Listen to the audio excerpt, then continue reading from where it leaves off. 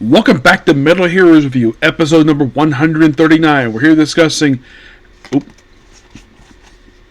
episodes 47 and 40 of Janperson.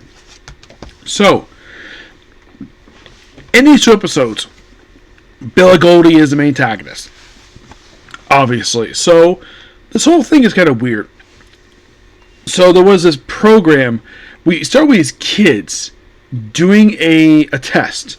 And I'm sure this is normal for Japan, for kids to test with headbands, like pass the test.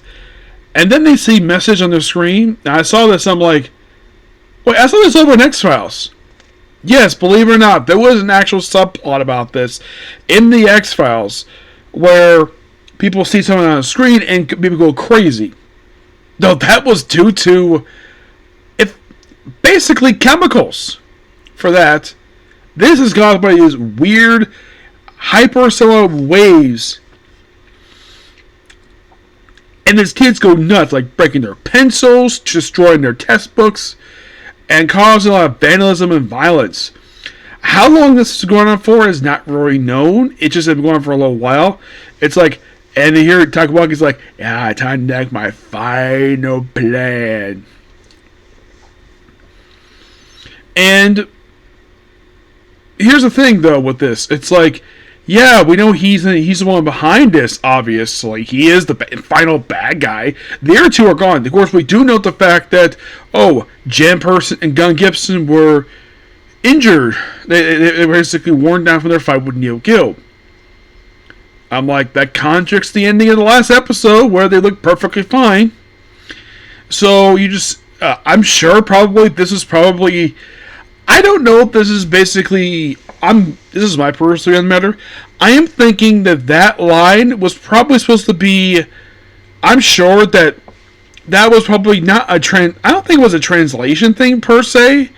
Because I'm not going to blame the translator. I'm going to blame the original writer who wrote that. For this episode. So, yeah, we had Janperson fixed perfectly fine. Gun Gibson works perfectly fine. And all of a sudden, Sui is watching what appears to be a version of Vega Voltron. Well, basically, Japanese equivalent of Vega Voltron. That looks like to me that he's watching. And then he sees the destroy message and he starts trying to destroy the Janperson base. But luckily, he stopped. And so, what does Kawaii do for this? Well, she finds out apparently there was a woman named Junko. Reads the paper. I'm guessing somehow it's delivered to this place. Or somebody is getting it for her. I'm guessing it's probably Janperson. She's probably asking Janperson to get in the local paper. Because it's probably her. It's probably him. It's probably him, Gun Gibson, or it could have been Sui. So, they found out her friend was injured in a skiing accident. This is really weird, though. They say she's in a coma, but it turns out, nope, she's not in a coma at all. And apparently, Billy Gold knows about this. It's weird. And then, of course, Kawaii is like thinking about, the fact that she's evil. So then she sits in a park for a bit, and then she just pushes aside a child. I'm like, that was weird. And then she just changes clothes, puts on a blue business suit, and glasses, and tells, hi, Tagua-san.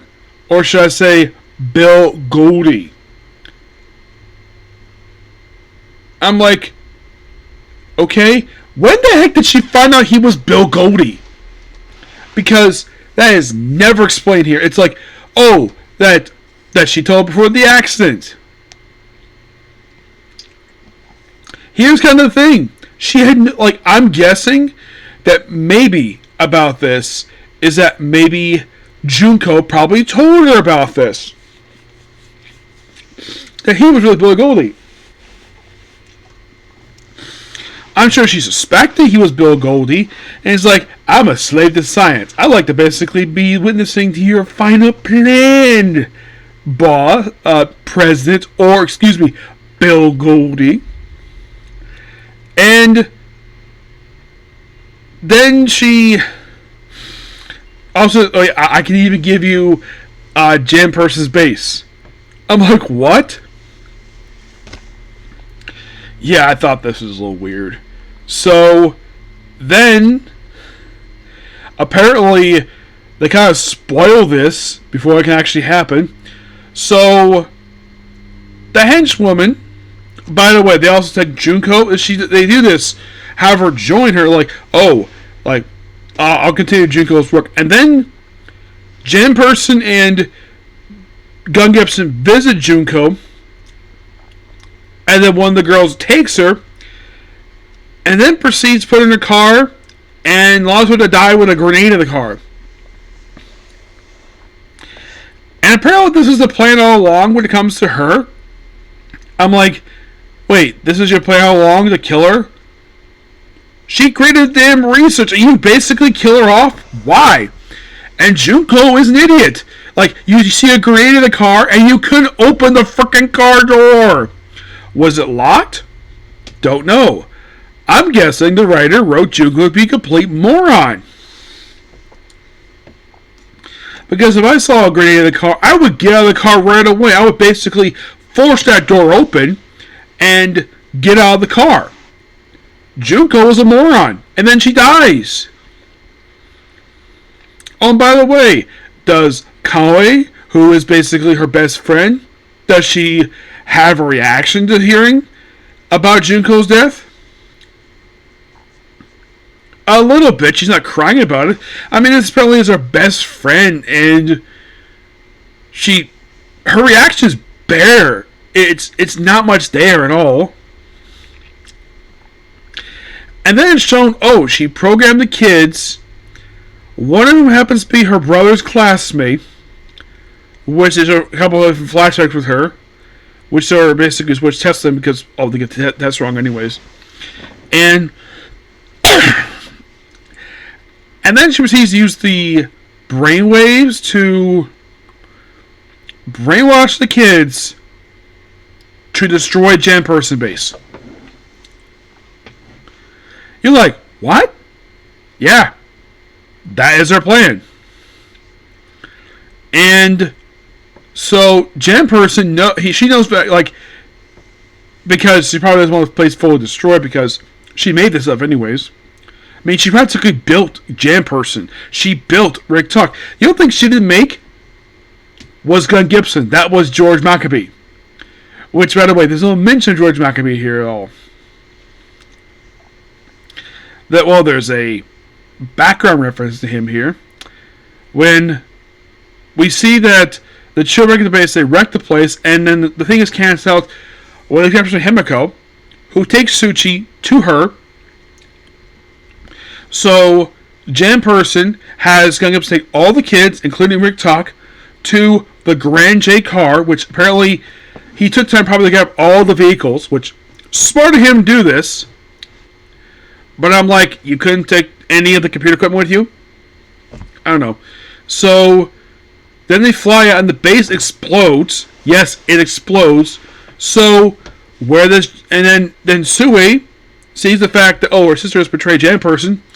So he declares he hates her, takes Himiko home like a complete gentleman. Which I'm sure probably her parents were very happy to see that he was being complete gentleman off her. Heck, he even took off his coat to keep her warm because I'm sure she probably was cold. Very smart gentleman. I remember there was also something in Car Ranger where the owner's son tried to put moves on a girl around his age. Sui is not like that. He is not like that. I'm sure he likes Himiko, but he's not trying to seduce her. They're kids. That was dumb for comedy. That was a dumb comedy moment, but here, it's like, okay, so he takes her home, and then later on we see that Janperson, Gun Gibson, Rick Tuck, and Sui are staying at Gun Gibson's old base, where he stayed with Carol. Yeah, this is the base that he was apparently staying prior to living with Janperson. I believe he started living there. I think it was with, like, episode, I think it was like 38, he started living there. And then we see, and this is really odd, we see Carol is alive, except she's calling herself Black Carol, and she's robbing jewelry stores, destroying cars. You're like, what's going on here? And then Gunn gets him to see us, and he runs off. That's how the episode ends. I'm like, wow, that's a lot. And that was 2 episodes. That's why I decided to do this now, because there's a lot of stuff that happens over the course of 2 episodes. Yeah, so next episode will be the final one for Janperson, yes. But since I'm here, before in this video here, I'm going to unveil what I'm doing next for Metal Heroes. Since back with the next one, I'll be officially done with Janperson, with 2 episodes left to go, which means I'll have roughly 6 more to go. Now, the original plan was to do one of the Rescue Trilogy series next, but I changed my mind with that, and I really wanted these other ones because I'm really more interested in these than the other ones. So, the very next series is a series that apparently was planned to be VR Trooper Season 3. I even spoke to the actor who played JP about this. He seemed surprised about this too. He had no idea that this series was planned to be the 3rd series of VR Troopers. This one that aired in 1994. And that series being Blue SWAT. Yes, Blue SWAT. I'm like, why not?